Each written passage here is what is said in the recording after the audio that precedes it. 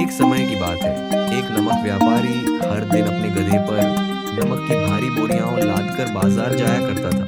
रास्ते में उन्हें एक नदी पार करनी पड़ती थी। एक दिन नदी पार करते समय गधा फिसलकर पानी में गिर गया। इससे नमक घुल गया और बोझ हल्का हो गया। गधा बहुत खुश हुआ क्योंकि अब उसे कम वजन उठाना पड़ा।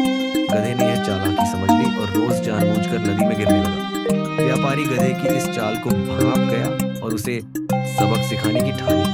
अगले दिन व्यापारी ने गधे पर नमक की जगह रुई लाद दी। हमेशा की तरह गधा नदी में गिरा, लेकिन इस बार रुई ने पानी सोख लिया और पहले से ज्यादा भारी हो गई। गधा भारी वजन उठाने में बहुत परेशान हुआ और उसने अपनी गलती समझ ली। उस दिन के बाद से गधे ने कभी धोखा देने की कोशिश नहीं की। प्यारे बच्चों, हमें इस कहानी से यह सबक मिलता है कि मेहनत से बचने की चालाकी कभी काम नहीं आती, बल्कि खुद के लिए ही मुश्किलें खड़ी कर देती है। अगर आपको हमारी यह कहानी अच्छी लगी हो तो हमारा चैनल जरूर सब्सक्राइब करें। एक दिन दो बिल्लियों को रोटी का एक टुकड़ा मिला।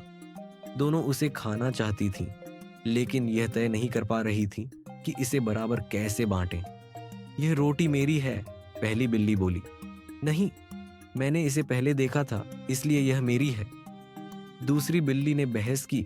वे झगड़ती रहीं जब तक कि उन्होंने एक पेड़ पर बैठे एक चालाक बंदर को नहीं देखा। बिल्लियों ने सोचा कि बंदर उनकी समस्या हल कर सकता है। प्यारे बंदर जी, क्या आप इस रोटी को हमारे बीच बराबर बांट सकते हैं? उन्होंने पूछा।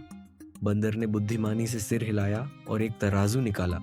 उसने रोटी को दो टुकड़ों में तोड़ा, लेकिन दोनों टुकड़े बराबर नहीं थे। एक टुकड़ा भारी था, इसलिए बंदर ने उसमें से एक कौर खा लिया। लेकिन अब दूसरा टुकड़ा भारी हो गया तो उसने उसमें से भी खा लिया। वह इसी तरह रोटी को संतुलित करने के बहाने खाता रहा जब तक कि पूरी रोटी खत्म नहीं हो गई। बिल्लियों को अपनी गलती का एहसास हुआ और वे रोने लगीं। ओह नहीं, हमें खुद ही रोटी बांट लेनी चाहिए थी, बजाय बंदर पर भरोसा करने के। बंदर हंसते हुए बोला, मूर्ख बिल्लियों, अगर तुम आपस में झगड़ने के बजाय मिलकर काम करती तो तुमने रोटी का आनंद लिया होता, लेकिन तुम्हारे लालच ने तुम्हें सब कुछ खो दिया। प्यारे बच्चों, हमें इस कहानी से यह सबक मिलता है कि जब हम आपस में झगड़ते हैं तो दूसरे लोग हमारा फायदा उठा सकते हैं। इसलिए हमें हमेशा आपस में मिलजुल कर रहना चाहिए और चीज़ों को न्यायपूर्वक बांटना चाहिए।